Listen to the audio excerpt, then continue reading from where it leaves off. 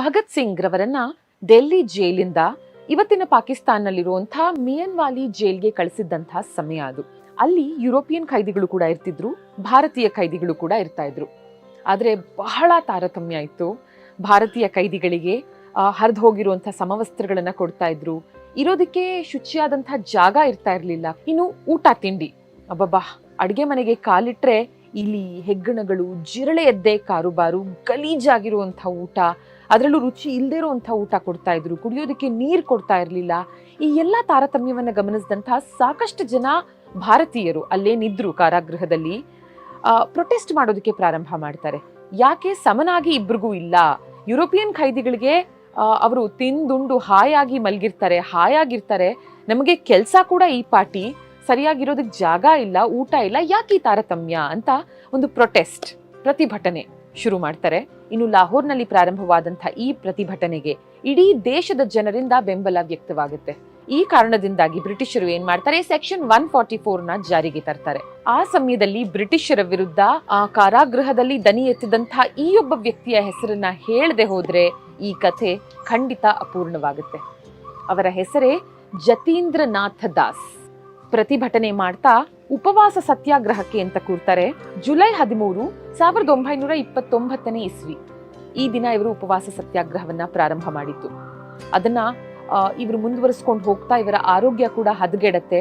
ಆಗ ಜೈಲಧಿಕಾರಿಗಳಿಗೆ ಭಯ ಶುರುವಾಗುತ್ತೆ. ಇವರಿಗೆ ಏನಾದ್ರೂ ಹೆಚ್ಚು ಕಡಿಮೆ ಆದ್ರೆ ಆಗ್ಲೇ ಇಡೀ ದೇಶದ ಜನ ರೊಚ್ಚಿಗೆದ್ದಿದ್ದಾರೆ, ಪ್ರತಿಭಟನೆ ಅಂತ. ಇವರಿಗೆ ಏನೂ ಆಗಬಾರ್ದು ಅನ್ನೋ ಕಾರಣಕ್ಕೆ ಪ್ರತಿಭಟನೆಯನ್ನ ನೀವು ಹಿಂಪಡಿಬೇಕು ಅಂತ ಜೈಲಧಿಕಾರಿಗಳು ಬೇಡ್ಕೋತಾರೆ. ಯಾವ್ದಕ್ಕೂ ಇವರು ಒಪ್ಪೋದಿಲ್ಲ. ಇನ್ನು ಹೀಗೆ ಹೇಳಿದ್ರೆ ಇವ್ರು ಒಪ್ಪೋದಿಲ್ಲ. ಉಪವಾಸ ಸತ್ಯಾಗ್ರಹದಲ್ಲಿ ಇರೋದ್ರಿಂದ ಮೃಷ್ಟಾನ್ನ ಭೋಜನವನ್ನ ಕೊಟ್ರೆ ಖಂಡಿತ ಅದರಿಂದ ಹೊರ ಬರ್ತಾರೆ ಅಂತ ಹೇಳಿ ಪಾಯಸ, ಇನ್ನು ಹಾಲು, ರುಚಿಯಾದಂತಹ ಅಡುಗೆಗಳು, ಭಕ್ಷ್ಯ ಭೋಜನಗಳನ್ನ ತಯಾರು ಮಾಡಿ ಇವರ ಮುಂದೆ ತಂದಿಟ್ರು ಕೂಡ ಇವರು ಅದರತ್ತ ತಿರುಗಿ ಸಹ ನೋಡೋದಿಲ್ಲ. ಸ್ವರಾಜ್ಯದ ಕನಸನ್ನ ಕಾಣ್ತಾ ಇದ್ದಂತಹ ಈ ವೀರಪುತ್ರನಿಗೆ ಅದ್ಯಾವ್ದು ಬೇಕಾಗಿರ್ಲಿಲ್ಲ. ಉಪವಾಸ ಸತ್ಯಾಗ್ರಹ 1 ಅಲ್ಲ 2 ಅಲ್ಲ 10 ಅಲ್ಲ 20 ಅಲ್ಲ 50 ಅಲ್ಲ 60 ದಿನಗಳನ್ನ ದಾಟಿ ಮುನ್ನುಗ್ತಾ ಇದೆ. ಆದ್ರೆ ಒಂದಗಳು ಕೂಡ ಅನ್ನ ಮುಟ್ಟಿಲ್ಲ ಜತೀಂದ್ರನಾಥ ದಾಸ್.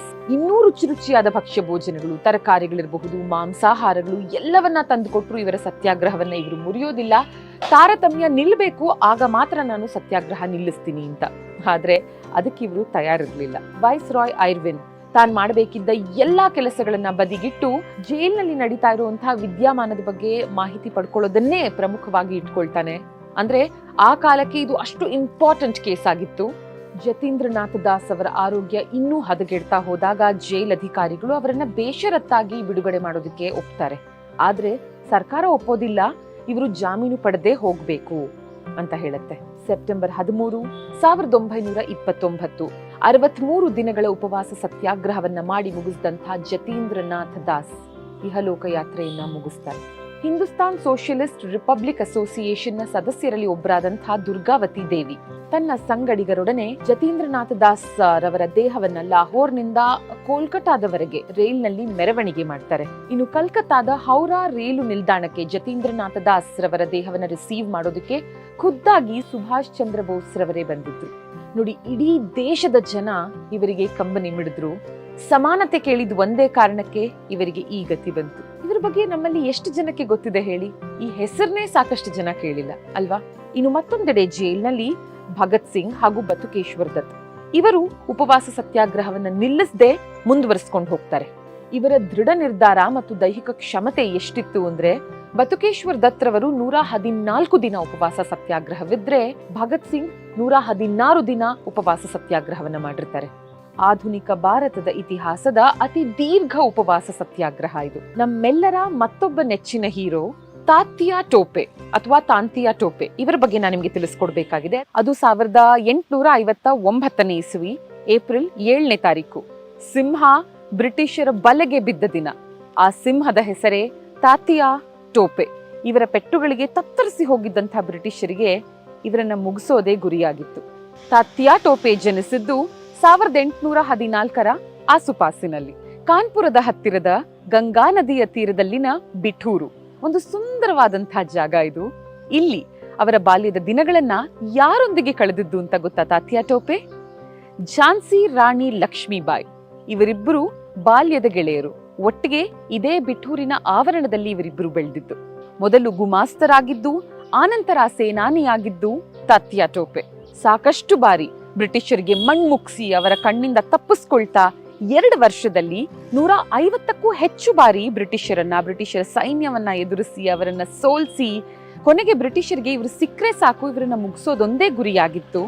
ಅಂಥ ಸಮಯದಲ್ಲಿ ಬ್ರಿಟಿಷರ ಕೈಗೆ ಸಿಕ್ ಬೀಳ್ತಾರೆ. 1859 ಇಸ್ವಿ ಏಪ್ರಿಲ್ 7ನೇ ತಾರೀಕು ಪಾರಣ ಅನ್ನೋ ಜಾಗದಲ್ಲಿ, ಅದೊಂದು ಕಾಡು, ಅಲ್ಲಿ ತಲೆಮರೆಸ್ಕೊಂಡು ತಾತ್ಯಾ ಟೋಪೆ ಮಲಗಿರ್ತಾರೆ.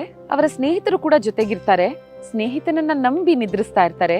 ಆದ್ರೆ ಸ್ನೇಹಿತನಾದ ಸರ್ದಾರ್ ಮಾನ್ ಸಿಂಗ್ ಮಿತ್ರ ದ್ರೋಹವನ್ನ ಮಾಡಿ ರಿಚರ್ಡ್ ಮೇಡನ್ ಅನ್ನೋ ಆಫೀಸರ್ನ ಕೈಗೆ ತಾತ್ಯಾ ಟೋಪೆಯನ್ನ ಒಪ್ಪಿಸ್ತಾರೆ. ತಾತ್ಯಾ ಟೋಪೆಗೆ ಗಲ್ಲು ಶಿಕ್ಷೆಯನ್ನ ವಿಧಿಸಲಾಯಿತು.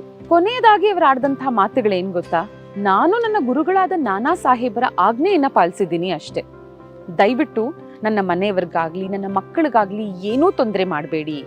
ತಪ್ಪೆಲ್ಲ ನನ್ನದೇ, ಗಲ್ಲು ಶಿಕ್ಷೆಯನ್ನ ನಾನು ಸ್ವೀಕರಿಸೋದಕ್ಕೆ ಸಿದ್ಧನಾಗಿದ್ದೀನಿ ಅಂತ. ಅದು 1859 ಇಸ್ವಿ ಏಪ್ರಿಲ್ 14ನೇ ತಾರೀಕು ಸಂಜೆ 4 ಗಂಟೆ ಸಿಪ್ರಿ ಕೋಟೆಯ ಮುಂದಿನ ವಿಶಾಲವಾದ ಮೈದಾನದಲ್ಲಿ ಸಹಸ್ರಾರು ಸೈನಿಕರು, ಇನ್ನು ಸಾಕಷ್ಟು ಭಾರತೀಯರು ಕೂಡ ಸೇರಿದ್ರು ತಾತ್ಯಾ ಟೋಪೆಯನ್ನ ನೋಡೋದಕ್ಕೆ. ಅಲ್ಲಿ ಎಲ್ಲರ ಮುಂದೆ ಇವರನ್ನ ಗಲ್ಲಿಗೇರಿಸಲಾಯಿತು.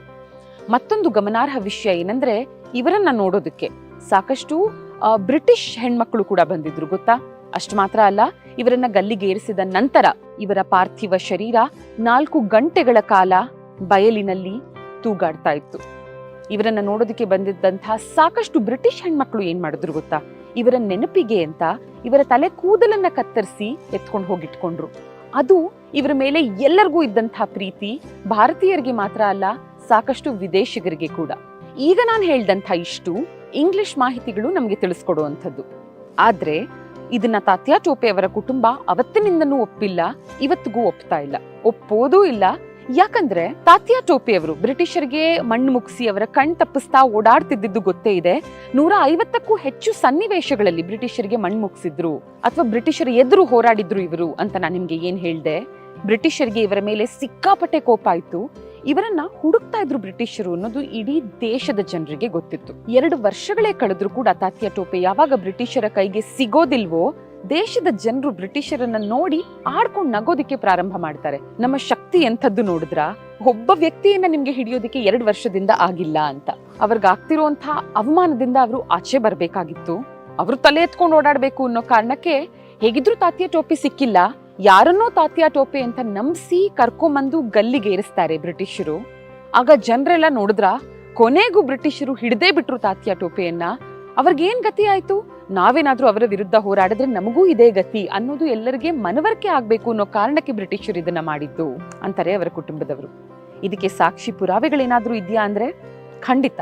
ಕನ್ನಡದ ಸುಪ್ರಸಿದ್ಧ ಲೇಖಕರಾದ ಬಾಬು ಕೃಷ್ಣಮೂರ್ತಿಯವರು ತಾತ್ಯಾ ಟೋಪೆಯವರ ಬಗ್ಗೆ ಈ ವಿಷಯವಾಗಿ ತಿಳ್ಕೊಳ್ಳೋದಕ್ಕಂತಲೇ ಪ್ರೊಫೆಸರ್ ಟಿ.ಕೆ. ಟೋಪೆ ರವರನ್ನ ಮುಂಬೈ ವಿಶ್ವವಿದ್ಯಾಲಯದಲ್ಲಿ ಹೋಗಿ ಭೇಟಿ ಮಾಡ್ತಾರೆ. Professor TK. ಟೋಪೆ ಶಿಕ್ಷಣದಲ್ಲಿ ಬಹುದೊಡ್ಡ ಹೆಸರು. ತಾತ್ಯಾ ಟೋಪೆ ಅವರ ಚಿಕ್ಕಪ್ಪನ ಮಗನ ಮರಿಮೊಮ್ಮಗ. ಅವರು ಹೇಳೋ ಪ್ರಕಾರ 1859 ಇಸ್ವಿಯಲ್ಲಿ ತಾತ್ಯಾ ಟೋಪೆ ರವರ ತಥಾಕಥಿತ ನೇಣು. ಇದಾದ ನಂತರ ನಾಸಿಕ್ನಲ್ಲಿ ಅವರ ಹುಟ್ಟೂರಿಗೆ ಬರ್ತಾರೆ ತಾತ್ಯಾ ಟೋಪೆ ರವರು. ಅವರ ಊರು ನಾಸಿಕ್ನ ಸಮೀಪದ ಯವಳೆ ಗ್ರಾಮ. ಅಲ್ಲಿಗೆ ಹೋಗಿ ಅವರ ತಂದೆ ತಾಯಿಯ ಜೊತೆ ಒಂದಷ್ಟು ದಿನ ತಂಗಿದ್ದು ಅವರ ಖರ್ಚಿಗೆ ದುಡ್ಡನ್ನ ಕೊಟ್ಟು ಪುಣೆ ಕಡೆಗೆ ಸಾಕ್ತಾರೆ. ಪುಣೆಯ ಕೋಪಾರ್ಗಾವ್ನ ಕಡೆಗೆ ಹೋಗೋದಾಗಿ ಹೇಳಿ ಕೊನೆಯದಾಗಿ ತಾತ್ಯಾ ಟೋಪೆರವರು ಅಲ್ಲಿಂದ ಹೊರಟಿದ್ದು. ಆನಂತರ ಅವ್ರಿಗೇನಾಯ್ತು ಅನ್ನೋದು ಯಾರಿಗೂ ಗೊತ್ತಿಲ್ಲ. ಈ ಮಾತುಗಳನ್ನ ನನ್ನ ತಂದೆಗೆ ಅವರ ತಂದೆ ಸದಾಶಿವ ಟೋಪೆ ಅವರು ತಿಳಿಸಿದ್ರು ಅಂತ ನನ್ನ ತಂದೆ ನನಗೆ ತಿಳಿಸಿದ್ರು ಅಂತ ಪ್ರೊಫೆಸರ್ ಟಿ.ಕೆ. ಟೋಪೆರವರು ಹೇಳಿದ್ರು. ಪುಣೆಗೆ ಅಂತ ಹೊರಟಂತಹ ತಾತ್ಯಾ ಟೋಪೆರವರಿಗೆ ಏನಾಯ್ತು, ಅವ್ರು ಎಲ್ಲಿ ಹೋದ್ರು, ಈ ಪ್ರಶ್ನೆಗೆ ಉತ್ತರ ಸಿಕ್ಕಿಲ್ಲ, ಬಹುಶಃ ಸಿಗೋದೂ ಇಲ್ಲ. ಯಾಕಂದ್ರೆ ನೋಡಿ, ನೇತಾಜಿ ಸುಭಾಷ್ ಚಂದ್ರ ಬೋಸ್ ರವರ ವಿಷಯದಲ್ಲಿ ಏನಾಯ್ತು ನಮ್ಮೆಲ್ಲರಿಗೂ ಗೊತ್ತು. ಅದೇ ತಾತ್ಯಾ ಟೋಪೆರವರ ವಿಷಯದಲ್ಲೂ ನಡೆದಿತ್ತು. ಆದ್ರೆ ಇದ್ರ ಬಗ್ಗೆ ದನಿ ಎತ್ತೋದಕ್ಕೆ ಯಾರೂ ಇಲ್ಲ ಅಷ್ಟೇ. ನೇತಾಜಿ ಸುಭಾಷ್ ಚಂದ್ರ ಬೋಸರು ರಾಷ್ಟ್ರ ನಾಯಕನಾಗಿದ್ರಿಂದ, ಇನ್ನು ಇವರ ಕುಟುಂಬದವರು ಕೂಡ ಪಟ್ಟು ಹಿಡಿದು ಕೂತಿದ್ರಿಂದ ಈ ವಿಷಯ ಇನ್ನೂ ಜೀವಂತವಾಗಿದೆ, ಇವರ ಸಾವಿನ ರಹಸ್ಯ. ಆದ್ರೆ ತಾತ್ಯಾ ಟೋಪೆರವರ ಪರ ಹೋರಾಡಬಲ್ಲಂಥ ಬಲಿಷ್ಠರು, ಪಟ್ಟು ಹಿಡಿದು ಕೂತ್ಕೊಳ್ಳೋರು ಯಾರು ಇಲ್ದೇ ಇರೋ ಕಾರಣ ಈ ವಿಷಯಕ್ಕೆ ಜೀವ ಇಲ್ಲದಂತಾಗಿದೆ. ಮತ್ತೊಂದು ವಿಷಯ ನಾನು ನಿಮ್ಗೆ ಹೇಳಲೇಬೇಕು ನೋಡಿ. ತಾತ್ಯಾ ಟೋಪೆರವರ ಮಲತಮ್ಮ ರಾಮಕೃಷ್ಣ ಪಾಂಡುರಂಗ ಟೋಪೆ 1862ನೇ ಇಸ್ವಿಯಲ್ಲಿ ಕೆಲಸ ಹುಡುಕೊಂಡು ಬರೋಡಾದ ಮಹಾರಾಜರ ಬಳಿ ಹೋಗ್ತಾರೆ. ಬರೋಡಾದ ಮಹಾರಾಜರಿಗೆ ಶಾಕ್ ಆಗತ್ತೆ. ಯಾಕೆ ಅಂತ ಗೊತ್ತಿಲ್ಲ, ಗಾಬರಿಗೊಂಡಂತ ಅವರು ರಾಮಕೃಷ್ಣ ಪಾಂಡುರಂಗ ಟೋಪೆ ಅವರನ್ನ ಅಸಿಸ್ಟೆಂಟ್ ರೆಸಿಡೆಂಟ್ಗೆ ಒಪ್ಪಿಸ್ತಾರೆ, ಅಂದ್ರೆ ವಿಚಾರಣೆಗೆ. ವಿಚಾರಣೆಯ ಸಮಯದಲ್ಲಿ ಅಸಿಸ್ಟೆಂಟ್ ರೆಸಿಡೆಂಟ್ ಕೇಳಿದಂತ ಮೊದಲ ಪ್ರಶ್ನೆ ಏನು ಗೊತ್ತಾ? ತಾತ್ಯಾ ಟೋಪೆ ಎಲ್ಲಿ ಅಂತ. ಅಲ್ಲ, 1859ನೇ ಇಸವಿಯಲ್ಲಿ ಬ್ರಿಟಿಷರ ಸರ್ಕಾರ ತಾನೇ ತಾತ್ಯಾ ಟೋಪೆರನ್ನ ಗಲ್ಲಿಗೇರಿಸಿದ್ದು, ಅಥವಾ ಅವ್ರು ಹಾಗೆ ನಂಬಿಸಿದ್ರಲ್ವಾ? ಅವರೇ 1862ನೇ ಇಸ್ವಿಯಲ್ಲಿ ತಾತ್ಯಾ ಟೋಪೆ ಎಲ್ಲಿ ಅಂತ ಕೇಳ್ತಿದ್ದಾರೆ ಅಂದ್ರೆ ಏನರ್ಥ? ತಾತ್ಯಾ ಟೋಪೆ ಬದಲಾಗಿ ಅವರು ಇನ್ಯಾರನ್ನೋ ಗಲ್ಲಿಗೇರಿಸಿದ್ರು ಅಂತ ತಾನೇ ಅರ್ಥ.